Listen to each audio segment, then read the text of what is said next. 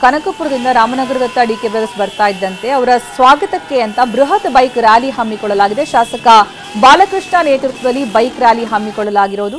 ಕಾಂಗ್ರೆಸ್ ಅಭ್ಯರ್ಥಿ ಡಿಕೆ ಸುರೇಶ್ ಬೆಂಬಲಿಸಿ ಈ ರ್ಯಾಲಿಯನ್ನು ಆಯೋಜನೆ ಮಾಡಲಾಗಿದೆ. ಬೃಹತ್ ರೇಷ್ಮೆಯ ಹಾರ ಜೊತೆಗೆ ಶಾಸಕ ಬಾಲಕೃಷ್ಣ ಅವರ ನೇತೃತ್ವದಲ್ಲಿ ಈ ಬೈಕ್ ರ್ಯಾಲಿ ನಡೆಸಲಾಗ್ತಾ ಇರೋದು ನಾವೀಗ ಗಮನಿಸ್ತಾ ಇದ್ದೇವೆ. ಇನ್ನು ಇದಕ್ಕೆ ಸಂಬಂಧಪಟ್ಟಂತೆ ಬಾಲಕೃಷ್ಣ ಅವರು ಮಾತನಾಡಿದ್ದಾರೆ. ಏನು ಹೇಳಿದ್ದಾರೆ ಕೇಳೋಣ ಬನ್ನಿ. ಈ ಸಂದರ್ಭದಲ್ಲಿ ಏನ್ ಹೇಳೋದಕ್ಕೆ ಬಯಸ್ತೀರಾ? ಬಿಜೆಪಿಗೆ ಏನ್ ಮೆಸೇಜ್?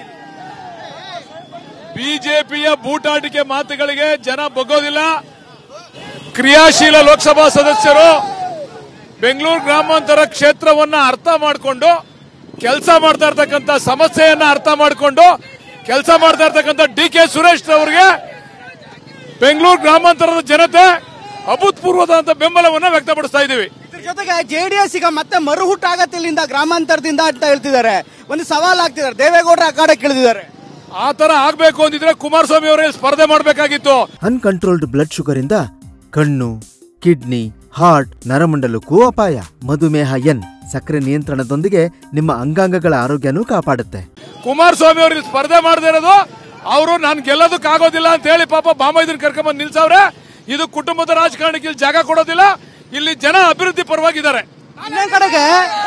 ಇನ್ನೊಂದ್ ಕಡೆಗೆ ಹೇಳ್ತಿದ್ದಾರೆ ಹೃದಯವಂತ ಡಾಕ್ಟರ್ ವರ್ಸಸ್ ಕುಟುಂಬ ರಾಜಕಾರಣ ಅಂತ ಈಗ ನರೇಶನ್ ಫಿಕ್ಸ್ ಮಾಡ್ತಿದ್ದಾರೆ. ಏನ್ ಹೇಳ್ತೀರಿ?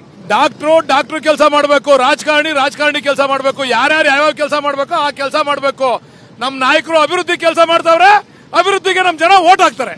ಕೊನೆಯದಾಗಿ ಬೆಂಗಳೂರು ಗ್ರಾಮಾಂತರದಿಂದಲೇ ಬದಲಾವಣೆ ಶುರುವಾಗುತ್ತೆ, ಕಾಂಗ್ರೆಸ್ನ ಪತನ ಶುರುವಾಗುತ್ತೆ ಅನ್ನುವಂತ ಮಾತುಗಳನ್ನು ಕೂಡ ಈಗಾಗಲೇ ಕಾಂಗ್ರೆಸ್ ವಿರುದ್ಧ ಒಂದು ನರೇಟಿವ್ ಅನ್ನ ಫಿಕ್ಸ್ ಮಾಡ್ತಿದ್ದಾರೆ. ಏನ್ ಹೇಳ್ತೀರಿ?